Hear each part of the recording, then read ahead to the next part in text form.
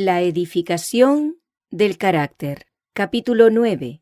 Un noble apóstol en el exilio. El maravilloso éxito que acompañó a la predicación del Evangelio por parte de los apóstoles y sus colaboradores aumentó el odio de los enemigos de Cristo. Estos hicieron todo esfuerzo posible por estorbar su progreso y finalmente tuvieron éxito en obtener de su parte el poder del emperador romano contra los cristianos. Se realizó una terrible persecución, en la cual muchos de los seguidores de Cristo fueron muertos. El apóstol Juan era ahora un hombre de edad, pero con gran celo y éxito continuaba predicando la doctrina de Cristo. Tenía un testimonio de poder que sus adversarios no podían controvertir y que animaba grandemente a sus hermanos. Cuando la fe de los cristianos parecía vacilar bajo la fiera oposición a la que los obligaron a hacer frente, el apóstol repetía con gran dignidad, poder y elocuencia: lo que era desde el principio, lo que hemos oído, lo que hemos visto con nuestros ojos, lo que hemos contemplado y palparon nuestras manos tocante al verbo de vida, lo que hemos visto y oído, eso os anunciamos, para que también vosotros tengáis comunión con nosotros. Y nuestra comunión verdaderamente es con el Padre y con su Hijo Jesucristo. El más acerbo odio fue encendido contra Juan por su invariable fidelidad a la causa de Cristo. Era el último sobreviviente de los discípulos que estuvieron íntimamente relacionados con Jesús, y sus enemigos decidieron que su testimonio debía ser silenciado. Si esto podía hacerse, pensaban que la doctrina de Cristo no se expandiría, y si la trataban con severidad, pronto moriría en el mundo. De acuerdo con esto, Juan fue citado a Roma para ser probado por su fe. Sus doctrinas eran expuestas falsamente. Testigos falsos lo acusaron como sedicioso, que enseñaba teorías que revolucionarían la nación. El apóstol presentó su fe de una manera clara y convincente, con tal sencillez y candor que sus palabras tuvieron un efecto poderoso. Sus oidores estaban atónitos de su sabiduría y elocuencia. Pero cuanto más convincente era su testimonio, más profundo se tornaba el odio de aquellos que se oponían a la verdad. El emperador se llenó de ira y blasfemó del nombre de Dios y de Cristo. No podía controvertir el razonamiento del apóstol, ni igualar el poder con que exponía la verdad, y determinó silenciar a su fiel abogado. El testigo de Dios no fue silenciado. Acá podemos ver cuán duro se vuelve el corazón cuando obstinadamente se opone a los propósitos de Dios. Los adversarios de la Iglesia estaban determinados a mantener su orgullo y poder ante el pueblo. Por decreto del emperador, Juan fue desterrado a la isla de Patmos, condenado, como él nos dice, por causa de la palabra de Dios y el testimonio de Jesucristo. Pero los enemigos de Cristo fracasaron completamente en su propósito de silenciar al fiel testigo del Señor. Desde su lugar de exilio resuena la voz del apóstol, alcanzando aún hasta el fin del tiempo, para proclamar las más emocionantes verdades que alguna vez fueron presentadas a los mortales. Patmos, una isla desierta y rocosa del mar Egeo, había sido elegida por el gobierno romano como un lugar de destierro para los criminales. Pero para el siervo de Dios, esta tenebrosa residencia resultó ser la puerta del cielo. Él fue aislado de las bulliciosas escenas de la vida y del trabajo activo como evangelista, pero no fue excluido de la presencia de Dios. En su desolado hogar podía comulgar con el Rey de Reyes y estudiar más estrechamente las manifestaciones del poder divino en el libro de la naturaleza y en las páginas de la inspiración. Se deleitaba en meditar en la gran obra de la creación y en glorificar el poder del arquitecto divino. En los primeros años, sus ojos habían sido alegrados por el panorama de colinas cubiertas de bosques, verdes valles y llanuras fructíferas, y en todas las hermosuras de la naturaleza se había deleitado en descubrir la sabiduría y el poder del Creador. Ahora se hallaba rodeado de escenas que para muchos parecerían sombrías y carentes de interés. Pero para Juan era de otra manera. Él podía leer las más importantes lecciones en las rocas agrestes y desoladas, los misterios del gran abismo y las glorias del firmamento. Para él, todo llevaba la impresión del poder de Dios y declaraba su gloria. La voz de la naturaleza. El apóstol contemplaba a su alrededor los testimonios del diluvio que inundó a la tierra, porque sus habitantes se atrevieron a transgredir la ley de Dios. Las rocas, arrojadas desde el profundo abismo y desde la tierra por la fuerza arrolladora de las aguas, traían vívidamente a su imaginación los horrores de aquella pavorosa manifestación de la ira de Dios. Pero en tanto que todo lo que lo rodeaba parecía desolado y desierto, los cielos azules que se extendían encima del apóstol por sobre la solitaria Patmos eran tan brillantes y hermosos como los cielos que se extendían por encima de su propia y amada Jerusalén. Observe el hombre alguna vez la gloria del cielo en las horas de la noche y note la obra del poder de Dios en las huestes allí presentes, y aprenderá una lección de la grandeza del Creador en contraste con su propia pequeñez. Si ha albergado orgullo y un espíritu de importancia propia debido a las riquezas, los talentos o los atractivos personales, salga afuera en la noche hermosa y mire hacia arriba los cielos estrellados y aprenda a humillar su orgulloso espíritu en la presencia del infinito. En la voz de las muchas aguas, el abismo llama al abismo. El profeta oyó la voz del Creador. El mar, fustigado con fiereza por los vientos inclementes, representaba para él la ira de un Dios ofendido. Las poderosas olas, en su más terrible conmoción, mantenidas dentro de sus límites señalados por una mano invisible, le hablaban a Juan de un infinito poder que gobierna el abismo. Y en contraste vio y sintió la insensatez de los débiles mortales, meros gusanos del polvo, que se glorían de su sabiduría y fortaleza y enaltecen su corazón contra el Creador del universo, como si Dios fuera completamente igual a ellos. ¡Cuán ciego y sin sentido es el orgullo humano!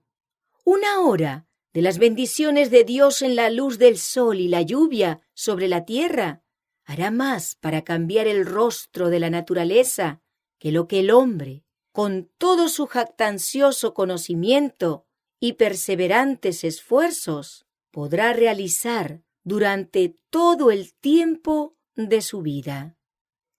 En los alrededores de su hogar isleño, el exiliado profeta leía las manifestaciones del poder divino y a través de todas las obras de la naturaleza mantuvo comunión con su Dios.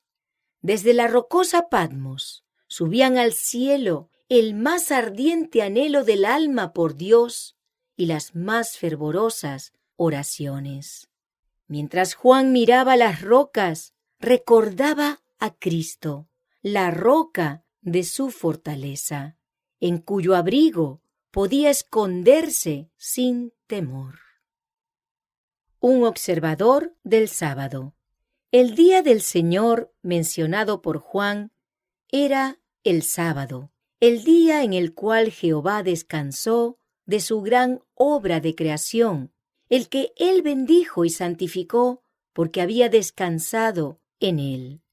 El sábado fue tan sagradamente observado por Juan en la isla de Patmos como cuando estaba entre el pueblo, predicando en ese día.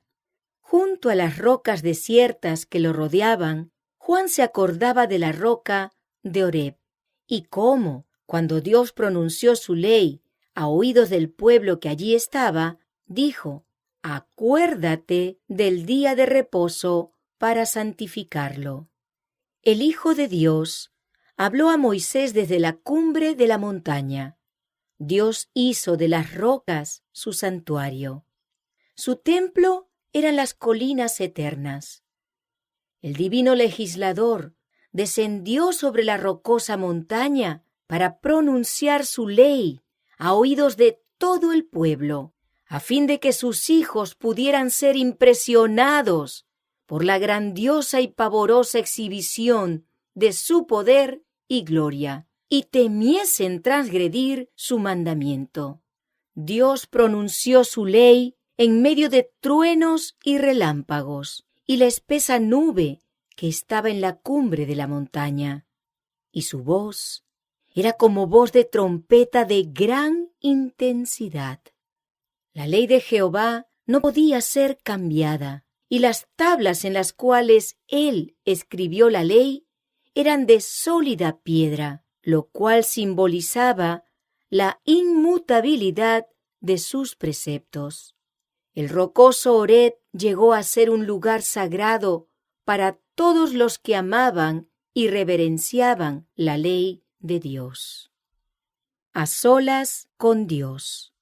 Mientras Juan contemplaba las escenas de Horeb, el espíritu de aquel que santificó el séptimo día vino sobre él.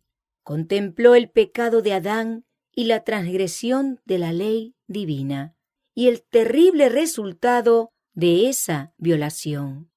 El amor infinito de Dios, al dar a su Hijo para redimir a la raza perdida, parecía demasiado grande para ser expresado en el lenguaje humano. Como lo presenta en su epístola, él pide que la Iglesia y el mundo lo contemplen. Mirad cuál amor nos ha dado el Padre, para que seamos llamados hijos de Dios. Por esto el mundo no nos conoce, porque no le conoció a él. Era un misterio para Juan que Dios pudiera dar a su Hijo para morir por el hombre rebelde.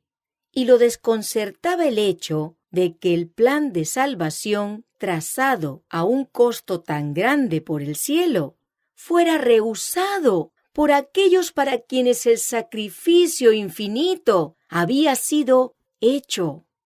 Juan estaba, por así decirlo, a solas con Dios.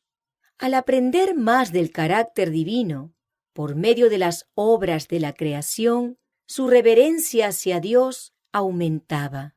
A menudo se preguntó a sí mismo: ¿por qué los hombres, que dependen tan completamente de Dios, no tratan de estar en paz con Él por una obediencia voluntaria? Él es el infinito en sabiduría y no hay límite para su poder. Controla los cielos con sus mundos incontables. Mantiene en perfecta armonía la grandiosidad y la hermosura de las cosas que ha creado. El pecado es la transgresión de la ley de Dios, y la penalidad del pecado es la muerte. No habría habido discordia en el cielo o en la tierra si el pecado no hubiera entrado jamás. La desobediencia a la ley divina ha traído toda la miseria que ha existido entre las criaturas de Dios. ¿Por qué los hombres no se reconcilian con su Señor? No es algo liviano pecar contra Dios. Erigir la perversa voluntad del hombre en oposición a la voluntad de su Hacedor. Conviene a los mejores intereses de los hombres, aún en este mundo, obedecer los mandamientos de Dios. Y conviene, por cierto, a su eterno interés, someterse a Dios y estar en paz con Él. Las bestias del campo obedecen la ley de su Creador en el instinto que las gobierna. Él habla al orgulloso océano: hasta aquí llegarás y no pasarás adelante. Y las aguas obedecen su palabra con prontitud. Los planetas son gobernados en orden perfecto, obedeciendo las leyes que Dios ha establecido. De todas las criaturas que Dios ha hecho sobre la tierra, solo el hombre se ha revelado. Sin embargo, posee facultades de razonamiento para comprender las exigencias de la ley divina y una conciencia para sentir la culpabilidad de la transgresión por una parte y la paz y el gozo de la obediencia por la otra. Dios lo hizo un agente moral libre para obedecer o desobedecer. La recompensa de la vida eterna, un eterno peso de gloria, se promete a los que hacen la voluntad de Dios, en tanto que la amenaza de su ira pende sobre los que desafían su ley. La majestad de Dios. Cuando Juan meditaba en la gloria de Dios desplegada en sus obras, se sentía agobiado por la grandeza y la majestad del Creador. Si todos los habitantes de este pequeño mundo rehusaran obedecer a Dios, el Señor no sería dejado sin gloria. Eliminaría a todo mortal de la faz de la tierra en un momento y crearía una nueva raza para poblarla y glorificar su nombre. Dios no depende del hombre para el honor. Él podría ordenar a las huestes estrelladas de los cielos, los millones de mundos del firmamento, que elevaran un canto de honor, alabanza y gloria a su Creador. Celebrarán los cielos tus maravillas, oh Jehová, tu verdad también en la congregación de los santos. Porque, ¿quién en los cielos se igualará a Jehová? ¿Quién será semejante a Jehová entre los hijos de los potentados? Dios temible en la grande congregación de los santos y formidable sobre todos cuantos están alrededor de Él. Una visión de Cristo. Juan invita a rememorar los maravillosos incidentes de los cuales fue testigo en la vida de Cristo. En su imaginación goza de nuevo de las preciosas oportunidades con las cuales una vez se vio favorecido y se siente grandemente confortado. De repente, su meditación se detiene. Alguien le habla en tonos distintos y claros. Se da vuelta para ver de dónde viene la voz. Y he aquí, contempla a su Señor, a quien él ha amado, con quien ha caminado y ha hablado, y cuyo sufrimiento sobre la cruz ha presenciado. Pero cuán cambiada es la apariencia del Salvador. Ya no es varón de dolores experimentado en quebranto. no tiene las marcas de su humillación. Sus ojos son como llama de fuego, sus pies como fino bronce, como cuando brilla en un horno. Los tonos de su voz son como el sonido musical de muchas aguas. Su semblante brilla como el sol en la gloria del mediodía. En su mano hay 7 estrellas que representan los ministros de las iglesias. De su boca sale una aguda espada de doble filo, emblema del poder de su palabra. Juan, que tanto amaba a su Señor, que se había adherido tan firmemente a la verdad, pese a la prisión, los azotes y la muerte que lo amenazaba, no puede soportar la excelente gloria de la presencia de Cristo y cae a tierra como herido de muerte. Jesús, entonces, coloca su mano sobre el cuerpo postrado de su siervo, diciendo: «No temas, yo soy el que vivo y estuve muerto, mas he aquí que vivo por los siglos de los siglos». Juan fue fortalecido para vivir en la presencia de su glorificado Señor. Y entonces se presentaron delante de él en santa visión los propósitos de Dios para las edades futuras. Los gloriosos atractivos del hogar celestial le fueron manifestados. Se le permitió mirar el trono de Dios y contemplar la muchedumbre de redimidos vestidos de vestiduras blancas. Escuchó la música de los ángeles celestiales y los cánticos de triunfo que elevaban a aquellos que habían vencido por la sangre del Cordero y por la palabra de su testimonio. La humildad de Juan. Al discípulo amado le fueron concedidos privilegios que raramente conocieron otros mortales, y sin embargo se había asimilado tan estrechamente con el carácter de Cristo que el orgullo no encontró lugar en su corazón.